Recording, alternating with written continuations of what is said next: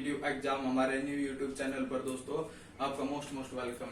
तो आपको पता होगा दिल्ली पुलिस की वैकेंसी आ चुकी है और हमारे ये चैनल बनाने का मेन मोटो ये सिर्फ और सिर्फ ये इसी का है कि आपका टाइम पीरियड भी बहुत कम बचा हुआ है। तो कई बच्चे तो इसी में फंसे हुए हैं, तैयारी कैसे करें, जीके को कैसे पढ़े, फलाना कैसे करें, मैथ की तैयारी कैसे करें, तो इसी में उलझे हुए हैं कई बच्चे। तो उसका सोल्यूशन दोस्तों आपको 75 डेज में मैंने सोचा 75 डेज में इस कोर्स को आपका कंप्लीट कराऊंगा और बेहतरीन तरीके से कराऊंगा दोस्तों। एग्जाम वाला जिस हद तक जा सकता है दोस्तों उससे ऊपर वाली हद तक मैं आपको लेके जाऊंगा दोस्तों। वो कहाँ तक क्वेश्चन पूछ सकता है, क्यों पूछेगा किस क्वेश्चन को, और ये पूछा तो पूछने का कारण क्या उसका, क्या पूछेगा क्या नहीं पूछेगा, आपको बेहतरीन तरीके से और क्या पूछा गया आज तक और पूछा तो क्यों पूछा है, ये इस बेहतरीन तरीके से बिल्कुल लास्ट हद तक दोस्तों लेके जाऊंगा। ये समझ लो आपको पक्की पकाई मिलेगी दोस्तों। बस आपको थोड़ा संयम बनाने की जरूरत है, ये थोड़ा जुड़े रहने की जरूरत है, तो पक्की पकाई मिलेगी। बस आपको खाने की जरूरत है दोस्तों। तो इस तरीके जिस प्रकार हम भी 2018 वाली भर्ती में सिलेक्ट हुए थे, इसी में दिल्ली पुलिस के लिए, जिसके लिए आप जद्दोजहद कर रहे हो, दिन रात एक कर रहे हो, मेहनत कर रहे हो, हमें भी पता है उसको कि मतलब कितनी तैयारी की जरूरत है, कितनी मेहनत की जरूरत है, क्या पढ़ने की जरूरत है, क्या छोड़ने की जरूरत है। तो इस तरीके से दोस्तों बेहतरीन एफर्ट के साथ पॉइंट टू पॉइंट आपको लेके चलूंगा दोस्तों। सारा का सारा कंप्लीट सिलेबस करवाऊंगा आपका 75 डेज में। तो ज्यादा टाइम वेस्ट न करते हुए मैं अपने सबसे पहले हमें जीके स्टार्ट करते हैं और जीके में सबसे पहले हिस्ट्री कंप्लीट करेंगे दोस्तों।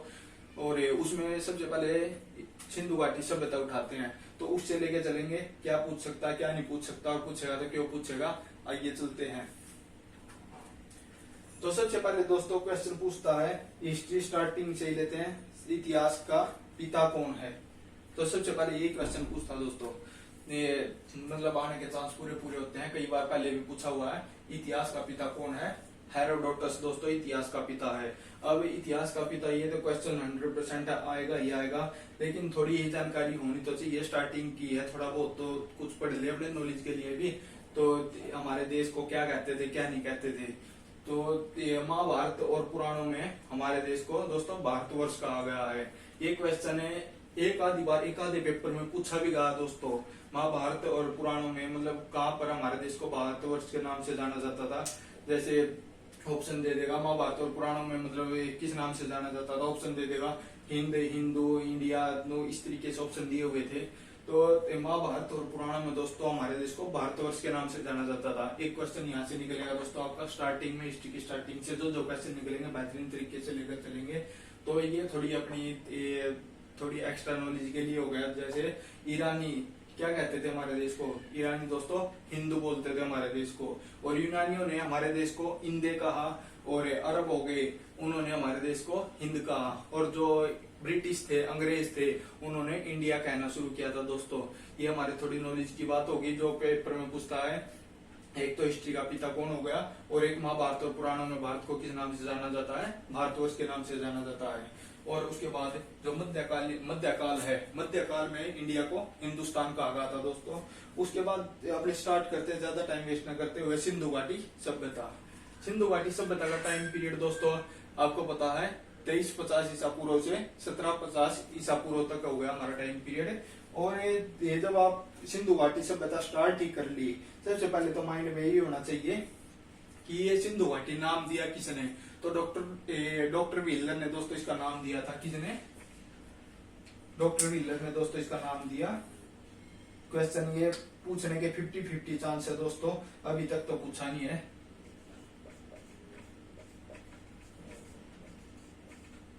डॉक्टर व्हीलर ने दोस्तों इसका नाम दिया सिंधु सभ्यता। अब सिंधु सभ्यता है तो इसका ये तो पता होना चाहिए कि इतना टाइम पीरियड कैसे पता लग गया, मतलब ये टाइम पीरियड इसका ये है, इतने समय में थी ये सिंधु घाटी सभ्यता। तो दोस्तों उसके लिए हमारे पेपर में भी क्वेश्चन आता है, डायरेक्ट आता है और 100% आता है, पहले भी पूछा गया। तो ये जो सिंधु घाटी सभ्यता है उसके समय की गणना किसके द्वारा की गई, कैसे की जाती है। तो दोस्तों एक साइंस का क्वेश्चन हो गया। वैसे तो ये हमारा एक कार्बन 14 मेथड होता है, कार्बन 14 मेथड, C14 बोल देते हैं जिसको। तो यही मेथड होता है, जैसे हमारी कोई भी पुरानी चीज है, कोई भी पुराने कंकाल है, गली सड़ी वस्तुएं हैं, तो मतलब काफी पुरानी चीज मिलती है नीचे जमीन से, जो पहले के कंकाल थे। तो कार्बन 14 मेथड ऐसा है जिसके द्वारा उसकी आयु का पता लगाया जाता है कि ये चीज कितनी पुरानी है। तो उसी के द्वारा जो सिंधु घाटी सभ्यता में जो भी अवशेष मिले खोदने से, तो कार्बन 14 मेथड के द्वारा ही हमने उसकी आयु का थोड़ा अंदाजा लगाया अप्रोक्सीमेट लगभग सा, कि मतलब ये सिंधु घाटी सभ्यता उस इतने हजार साल पहले की थी लगभग। तो इस तरीके से दोस्तों कार्बन 14 मेथड है।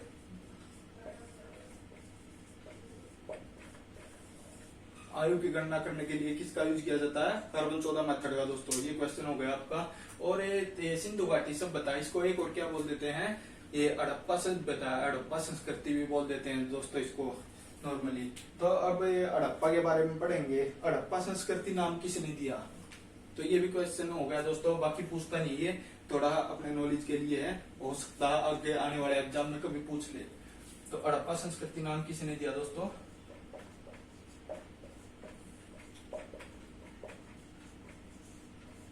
ये दिया दोस्तों, ये दिया दोस्तों सर जॉन मार्शल ने हड़प्पा संस्कृति नाम, सर जॉन मार्शल ने दिया था दोस्तों। और एक और क्वेश्चन बनता है इससे दोस्तों, सिंधु घाटी सभ्यता से, जो इसके एरिया के बारे में, एरिया की खोजे गए थे, मतलब कहाँ कहाँ पर कौन सा एरिया मिला सिंधु घाटी सभ्यता में, उनके एरिया को मिलाकर, मतलब जैसे कोई भी मैप सा बन रहा था, उनके एरिया को, ये एरिया यहाँ मिला, ये एरिया यहाँ मिला, ये यहाँ, तो इस तरीके से एरिया को मतलब एक बार जोड़ के देखे तो ये उनकी एक शेप क्या बन रही थी, आकृति क्या बन रही थी सिंधु घाटी सभ्यता के एरियो की। तो ये क्वेश्चन पहले पूछा गया दोस्तों, इसको इग्नोर मत करना, कि हल्के में मत लेना। तो सिंधु घाटी सभ्यता की आकृति कैसी थी? उसके क्षेत्रों की त्रिभुजाकार थी दोस्तों।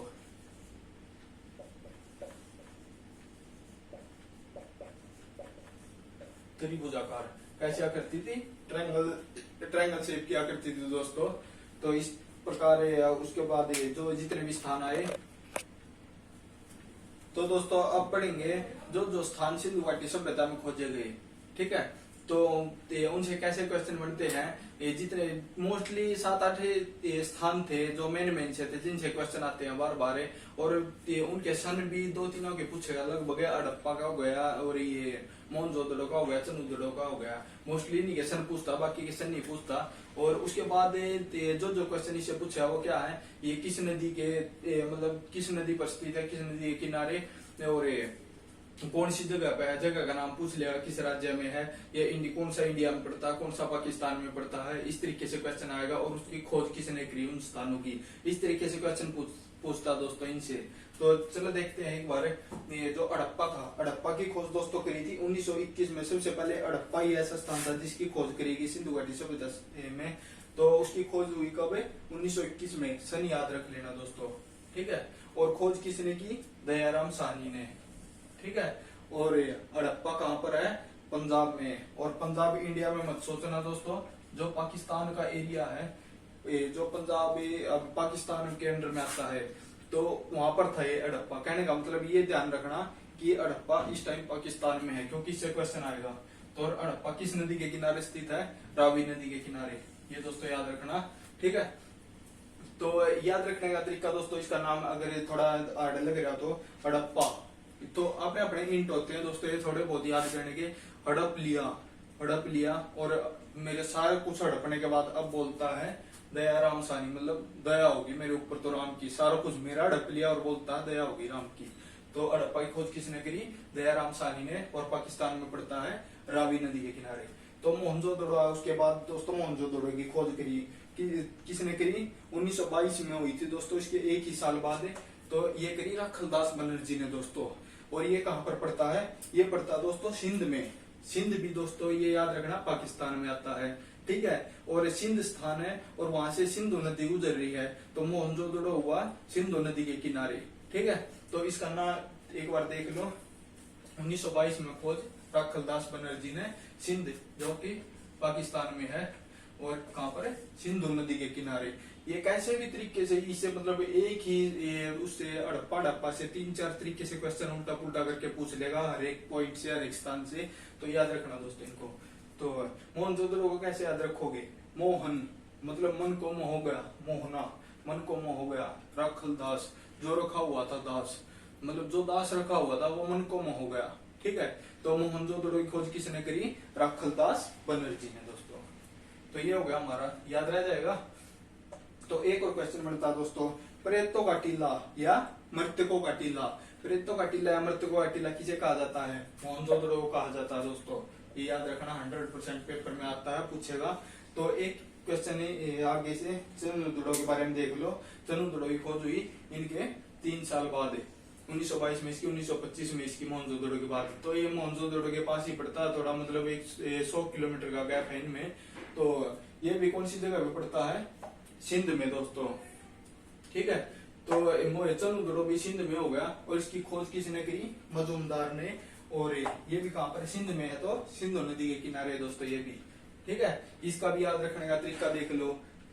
थोड़े अपने अपने हिंट होते हैं दोस्तों, ये मैं कुछ अपना याद रखने का तरीका बना लेता हूँ, लेकिन ये बनाने चाहिए एक दूसरे से रिलेट करके, तभी याद रह पाती है। हिस्ट्री में बहुत नाम है, बहुत सुनाएंगे, तो तुमको याद रखने के लिए कुछ न कुछ किसी चीज से रिलेट करना सीख लो थोड़ा। तो चनुदड़ो हो गया दोस्तों। चनुदड़ो की खोज किसने की? मजूमदार ने। तो थोड़ा हिंट बहुत है, चनहू, स्टार्टिंग का वर्ड कैसे? चनहू, और इसका मजू, ये मतलब इसमें भी स्टार्टिंग में चनहू मजू, ये मजूम। तो स्टार्टिंग में थोड़ा ऊ से का उच्चारण आ रहा है दोनों में, चनहू मजूम। ये तो इस तरीके से थोड़ा माइंड में बैठ जाएगा, ऑप्शन अगले सामने दिखेगा।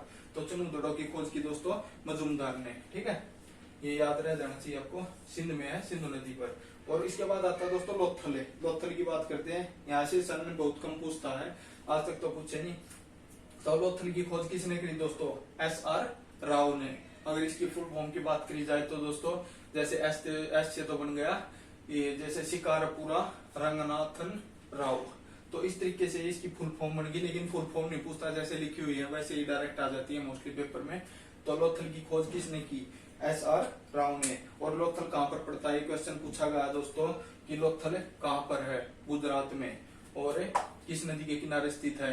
भोगवा नदी के किनारे स्थित है, ठीक है। याद रखना, भोगवा नदी पर है लोथल। अगर याद रखने के लिए, रिलेट करने के लिए थोड़ा अलग नाम दिख रहा है तो लोथल। लोथल मतलब थाली, ले थाली लिया हो, क्या लगाएंगे थाली में? क्या लगता है? भोग लगता है। तो लोथल किस नदी के किनारे हुआ? भोगवा नदी के किनारे। तो याद रखना दोस्तों, और गुजरात में पड़ता है। तो इससे आगे क्वेश्चन भी आएगा। लोथल हमारे बंदरगाह भी है उस टाइप का, लोथल और ये सुतकोत कुछ ऐसा नाम है। ये दो बंदरगाह थे उस टाइम पे सिंधु सभ्यता में। तो इसके बाद आता है दोस्तों कालीबंगन। कालीबंगा की बात कर लेते हैं। तो इसकी खोज याद रखना किसने की? AN घोष ने। और राजस्थान में पड़ता दोस्तों ये कालीबंगा, और एक कहां पर है? घाघरा नदी पर है, ठीक है। याद रखना इसको। अगर याद रखने, कालीबंगा गया पीछा रहा है, ये कालीबंगा घोष है, और एक घाघरा नदी पर गहरा है। और नाम याद रखना तो AN घोष ने। कालीबंगा की खोज कैसे याद रखोगे? बंगा मतलब बंगा, बंगा बना दिया घोसला, घोष से घोसला, बंग से बंगा, घोसला बांगा बना दिया। मतलब बांगा मतलब हरियाणवी में बोल देते हैं, बांगा मतलब तिरछे को ये खराब बना दिया। तो बांगा बना दिया घोसला किसने? कालीबंगा ने। कालीबंगा की अरविंद घोष ने। ऐसे रिलेट करने हैं यार, ये अपने अपने हिंट होते हैं थोड़े। तो कालीबंगा की घोष ने, राजस्थान में पड़ता है घाघरा नदी पर। ये सारे के सारे पॉइंट डिस्कस करने हैं दोस्तों।